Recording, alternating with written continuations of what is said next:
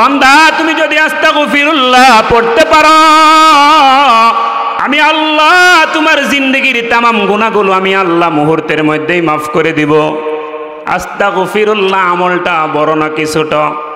ছোট ছোট আমলের অনেক পাওয়ার বেশি হয়ে থাকে, কথা বলেন ঠিক কিনা? আল্লাহ বলেন ফাকুলতু আস্তাগফিরু রাব্বাকুম ইন্নাহু কানা গফফারা ইউরসিলিস সামাআ আলাইকুম মিদরারা। আল্লাহ বলেন বান্দা তুমি আস্তাগফিরুল্লাহর আমল করবা, আমি আল্লাহ তোমার জিন্দেগির তামাম গুনাহগুলো মাফ করে দেব। সুবহানাল্লাহ। এক নাম্বার। দুই নাম্বার হলো কোন বান্দা যদি আস্তাগফিরুল্লাহর আমল চালিয়ে যেতে পারে, আল্লাহ বলেন ইউরসিলিস সামাআ আলাইকুম মিদরারা, আমি আল্লাহ আসমান থেকে তোমাদের জন্য রহমতের বৃষ্টি দান করব। সুবহানাল্লাহ। দুই নাম্বার। তিন নাম্বার হলো আল্লাহ বলতেছেন ওয়ায়ুমদিদকুম বিআমওয়ালি ওয়া বানিন, যেই সমস্ত মানুষগুলা আস্তাগফিরুল্লাহর আমল করতে পারবে, আল্লাহ বলেন আমি সর্বপ্রথম তাদের জিন্দেগির তামাম গুনাহগুলো মাফ করে দিব। দুই নাম্বার হলো আমি আল্লাহ আসমান থেকে রহমতের বৃষ্টি দিব। তিন নাম্বার হলো আল্লাহ বলতেছেন যারা অভাবী আছো, আমি আল্লাহ তোমার সহায় সম্পত্তির ভিতরে বরকত দিয়া তোমাকে সারা জিন্দেগির জন্য ধনী বানায় দিব। কয় নাম্বার হলো? এক নাম্বার সমস্ত গুনাহ মাফ, দুই নাম্বার আল্লাহ তাআলার রহমতের বৃষ্টি, তিন নাম্বার হলো আল্লাহ তাআলা ধনী বানায়া দিবেন। মনে থাকবে তো ইনশাআল্লাহ?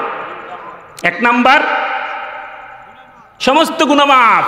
আরে ভাই সমস্ত গুনাহ যদি মাফ হয়ে যায় আপনার আরো কিছু থাকে, আপনি সরাসরি আল্লাহর জান্নাতে প্রবেশ করবেন। সুবহানাল্লাহ।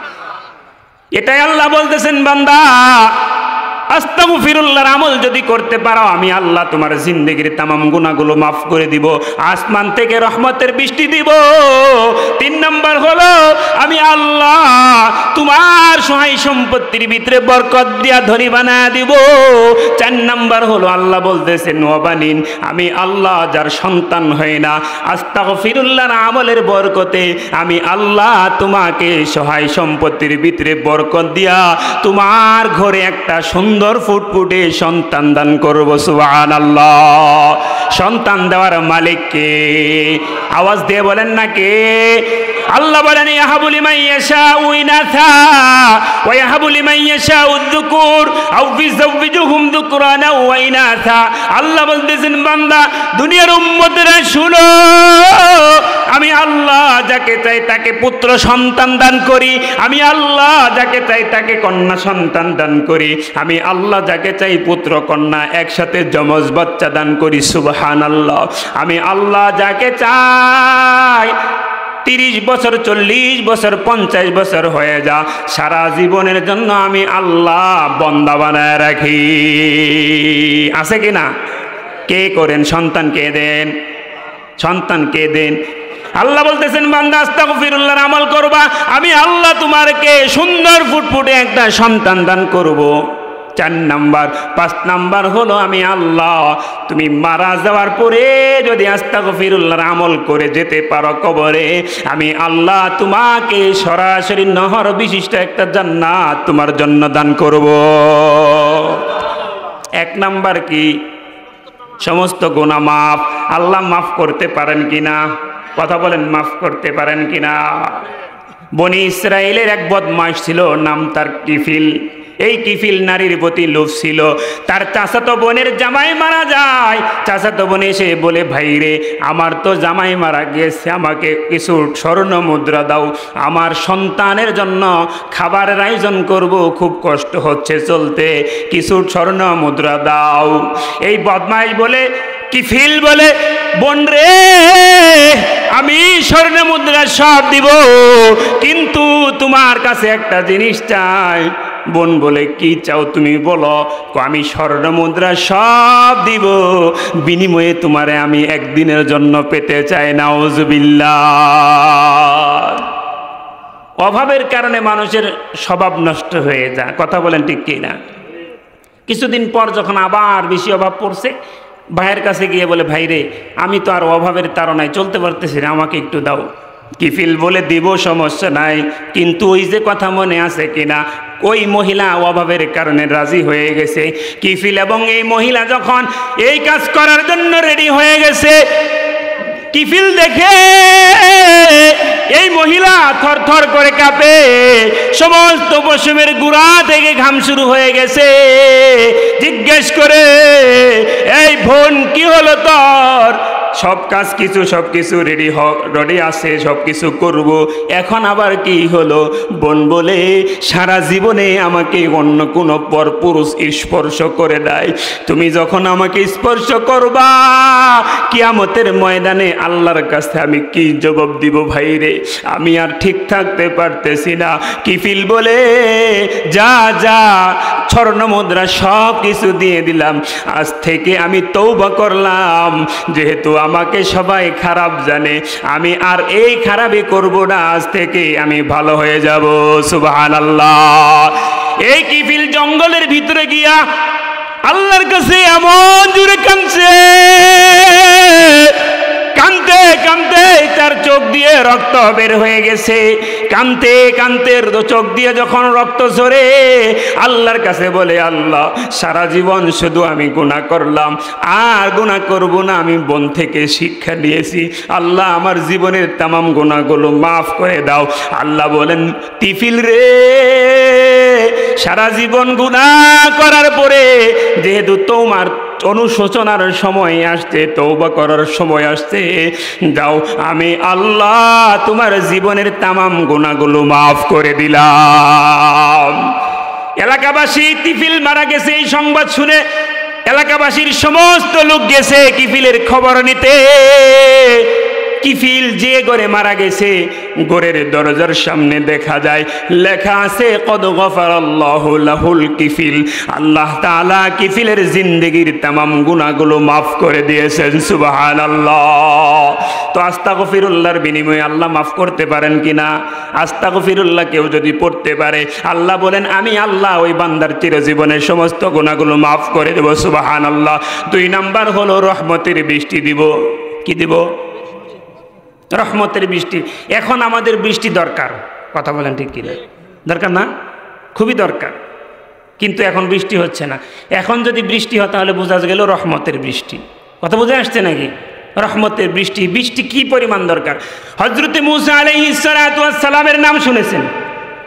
হযরতে মূসা আলাইহিস সালাতু ওয়াস সালাম বনি ইসরাইলের 30,000 বাহিনী নিয়ে বৃষ্টির জন্য আল্লাহর কাছে দোয়া করে, আল্লাহ তোমার বনি ইসরাইলের 30,000 বাহিনী নিয়ে আসছি, দোয়া করি আল্লাহ তুমি একটু বৃষ্টি দাও, বৃষ্টি না দিলে সবাই কষ্ট পাচ্ছে, একটু বৃষ্টি দাও। আল্লাহ বলেন, মূসা রে, তোমার এই 30,000 বাহিনীর মাঝে একজন লোক আছে যার বয়স 40, কিন্তু এই 40 বছর বয়সে জীবনে একটা ভালো কাজ করে নাই, শুধু আমার নাফরমানি করেছে। এই আল্লাহর বান্দা এখান থেকে যতক্ষণ পর্যন্ত না বের হবে ততক্ষণ পর্যন্ত আমি আল্লাহ বৃষ্টি দিব না।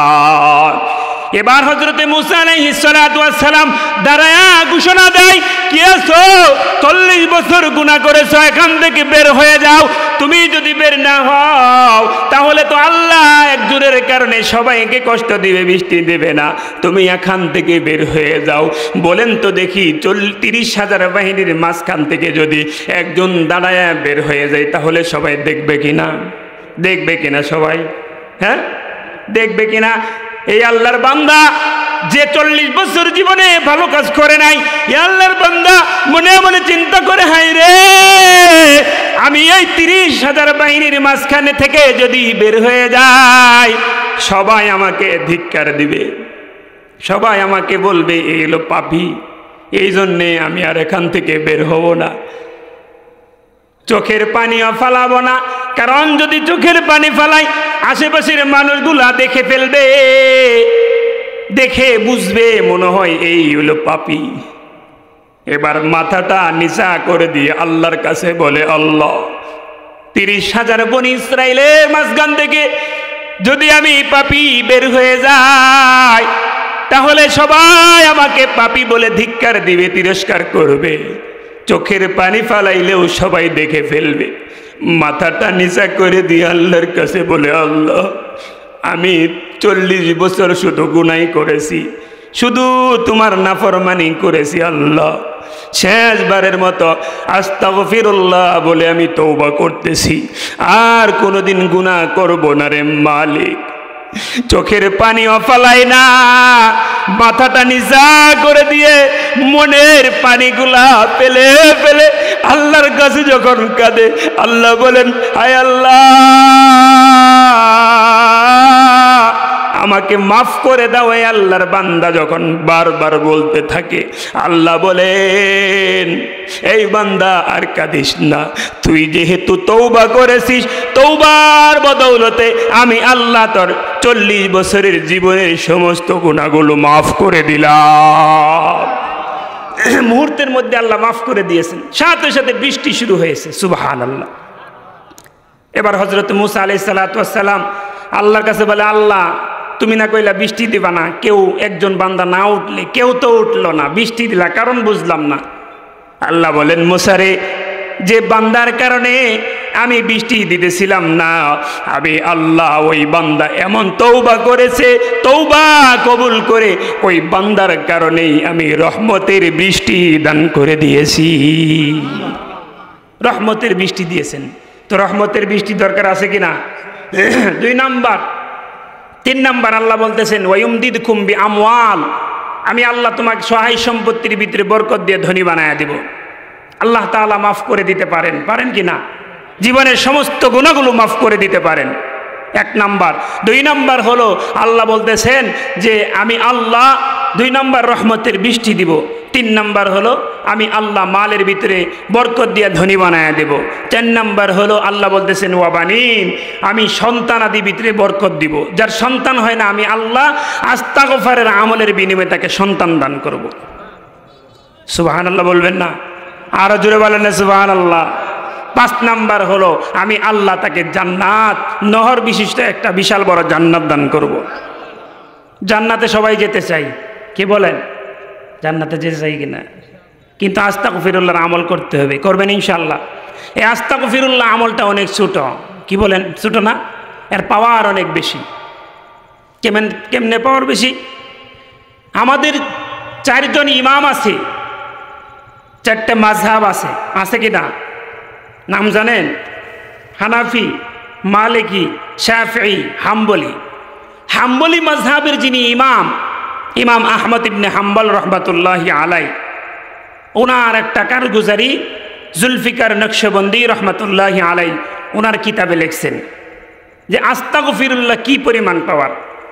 ইমাম আহমদ ইবনে হাম্বল রহমাতুল্লাহি আলাই দাওয়াতের মেজাজে দাওয়াত নিয়ে গেছেন। আমার দিকে সবাই দৃষ্টি দেন। ইমাম আহমদ ইবনে হাম্বল দাওয়াতের মেজাজে দাওয়াত নিয়ে গেছেন। দাওয়াত দিতে দিতে রাত হয়ে গেছে। এবার ইমাম সাহেব, ইমাম আহমদ ইবনে হাম্বল অনেক বড় একজন ইমাম, যিনি মদিনা শরীফে বসে বসে আল্লাহ রাসূল সাল্লাল্লাহু আলাইহি ওয়াসাল্লামকে 100 বার স্বপ্নে দেখেছেন। সুবহানাল্লাহ। আর আসতে কোন কতবার স্বপ্নে দেখছেন? 100 বার রাসূলকে স্বপ্নে দেখছেন। আল্লাহু আকবার। তো ইমাম আহমদ ইবনে হাম্বল দাওয়াতের মেজাজে যখন রাত হয়ে গেছে, চিন্তা ভাবনা করছেন রাতটা মসজিদে কাটায় দেই। মসজিদে গেছে, মসজিদের খাদেম সাহেব মসজিদে থাকতে দেয় না, না চিনলে কি থাকতে দেবে? থাকতে দেবে? মুয়াজ্জিন সাহেব, খাদেম সাহেব গিয়ে বলতেছে হুজুর মসজিদ থেকে বের হন, তালা দিয়ে দিব। ইমাম আহমদ ইবনে হাম্বল যখন এই কথা বলছে যে আমি থাকতে চাই, মুয়াজ্জিন সাহেব, খাদেম সাহেব তাকে থাকতে দেয় নাই, বলছেন তালা দিয়ে দিব, থাকা নিষেধ। ইমাম আহমদ ইবনে হাম্বল যেহেতু থাকতে দেয় নাই, এই জন্য সে একটা বাজারে গেছে। বাজারে গিয়ে চিন্তা করলো সারা রাতটা বাজারে কাটায় দেই। বাজারে গিয়ে দেখে এক কোনায় একটা দোকান খোলা। কথা বুঝছেন নাকি? আপনাদের তিনানি বাজারে কিছু কিছু দোকান সারা রাত খোলা থাকে না? থাকে নাকি? আছে। তো ইমাম আহমদ ইবনে হাম্বল দেখেন এক কোনায় একটা রুটির দোকানদার রুটি বাজতেছে, কিন্তু এই দোকানটা সারা রাত খোলা থাকে। ইমাম আহমদ ইবনে হাম্বল চিন্তা করলেন প্রচণ্ড শীত, কুয়াশা রাত, একটু ওই চুলার কাছে যাই, তাহলে তো আমার শরীরটা একটু ভালো লাগবে, তাপ লাগবে। চুলার কাছে গিয়ে বললেন, ভাই দোকানদার, আমি আপনার দোকানে একটু থাকতে চাই, সারা রাতটা আপনার দোকানের পাশে কাটাই দিতে চাই। যিনি রুটির দোকানদার উনিও খুব মুমিন ছিলেন, মুসলমান ছিলেন, উনিও খুব মুত্তাকি ছিলেন।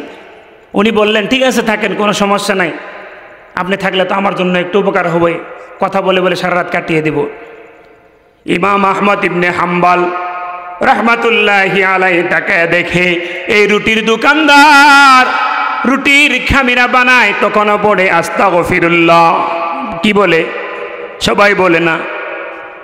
রুটির খামিরা বানায় তখনও পড়ে আস্তাগফিরুল্লাহ।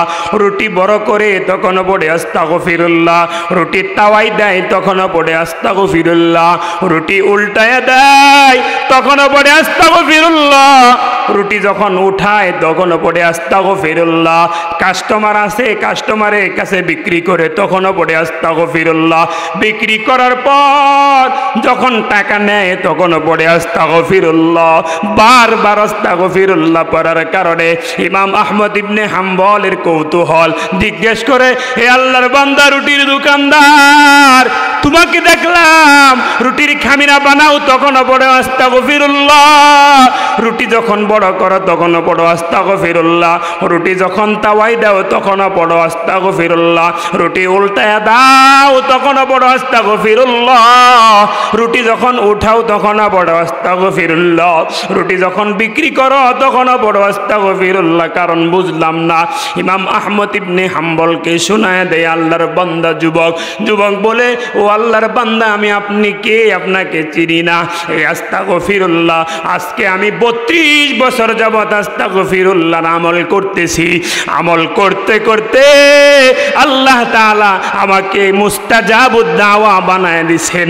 আমি যা দোয়া করি আল্লাহ তাআলা আমার দোয়া আস্তাগফিরুল্লাহর বিনিময়ে মুহূর্তের মধ্যে কবুল করে নেন। আমি যা দোয়া করি সব আল্লাহ কবুল করেন। সুবহানাল্লাহ। এই রুটির দোকানদার বলে, ও আল্লাহর বান্দা, জীবনে 32 বছর ধরে যা দোয়া করেছি সব কিছু আল্লাহ তাআলা দিয়েছেন, কিন্তু আজ পর্যন্ত একটা দোয়া 32 বছর যাবত ধরে করে আসতেছি। ইমাম আহমদ ইবনে হাম্বল জিজ্ঞেস করে, 32 বছর যাবত দোয়া করো, আল্লাহ সব দোয়া কবুল করেছেন, কি এমন দোয়া আজ পর্যন্ত কবুল হয় নাই? রুটির দোকানদার বলে, ও আল্লাহর বান্দা, জানি না জীবনে এই দোয়াটা কবুল হবে কিনা জানি না, কিন্তু যতদিন কবুল না হবে ততদিন পর্যন্ত এই আমলটা আমি করেই যাব। আহমদ ইবনে হাম্বল জিজ্ঞেস করে, বলো ভাই কি আমল?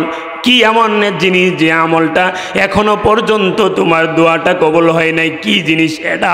এই দুটি দোকানদার বলে, অমুক আল্লাহর বান্দা শুনো, জীবনে যা চাইছি সব পাইছি, আস্তাগফিরুল্লাহর বদৌলতে আল্লাহ আমাকে সব দিয়েছেন, আজ পর্যন্ত একটা চাওয়া এখনো পূরণ হয় নাই।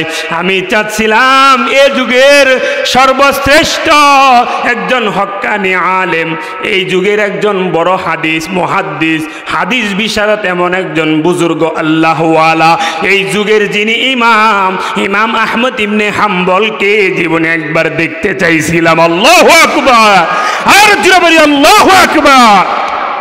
ইমাম আহমদ ইবনে হাম্বল অবাক হয়ে গেছেন, চোখের পানি ছেড়ে দিয়ে বলে, এই যুবক, তুমি 32 বছর যাবত আস্তাগফিরুল্লাহ বলে যা চাইছো সব পাইছো, আজকেও তুমি আস্তাগফিরুল্লাহর বদৌলতে তোমার আস্তাগফিরুল্লাহ আমাকে তোমার দোকান পর্যন্ত এনে দিছে। এই রুটির দোকানদার রুটির দোকান থেকে দৌড় দিয়ে গিয়ে আল্লাহর বান্দা ইমাম আহমদ ইবনে হাম্বলকে জড়ায় ধরছে, কপাল একটা চুমু দিয়ে বলে, এ ইমাম আহমদ ইবনে হাম্বল, তুমি তো তাহলে ইমাম আহমদ ইবনে হাম্বল। চোখের পানি ছেড়ে দিয়ে বলে, ইমাম আহমদ ইবনে হাম্বল গো, জীবনে আমি আল্লাহর কাছে যা চাইছি সব পাইছি, আজকে আস্তাগফিরুল্লাহ বলে যা চাইলাম আজ থেকে সব আশা আমার আল্লাহ পূরণ করে দিয়েছে। আস্তাগফিরুল্লাহ বলে যা চাইছি সব পাইছি। আল্লাহু আকবার।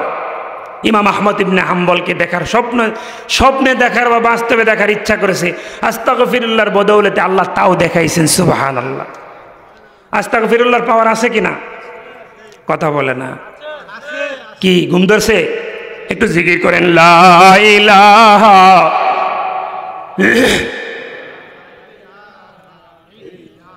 লা ইলাহা ইল্লাল্লাহ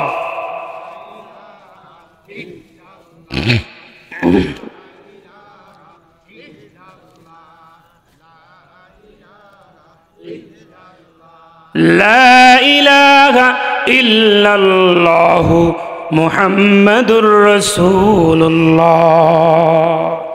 আস্তাগফিরুল্লাহর পাওয়ার আছে কিনা? আল্লাহ রাসূল সাল্লাল্লাহু আলাইহি ওয়াসাল্লাম, ওই সময় রাসূল জীবিত আছেন। হযরতে ওমর রাদিয়াল্লাহু তাআলা রাস্তায় বের হয়েছেন। বের হয়ে দেখেন রাস্তার পাশে এক আল্লাহর বান্দা যুবক গুনগুনায় কান্দে। হযরত ওমর জিজ্ঞেস করেন, এই আল্লাহর বান্দা, কান্দার কারণটা কি? কান্না করো কেন? কি সমস্যা? যখন হযরত ওমর জিজ্ঞেস করছে, আরো কান্নার পাওয়ার বাইরে গেছে। সুবহানাল্লাহ। আর জোরে বলেন না ভাই, আর জোরে বলেন না সুবহানাল্লাহ। কান্নার পাওয়ার বাইরে গেছে। হযরত ওমর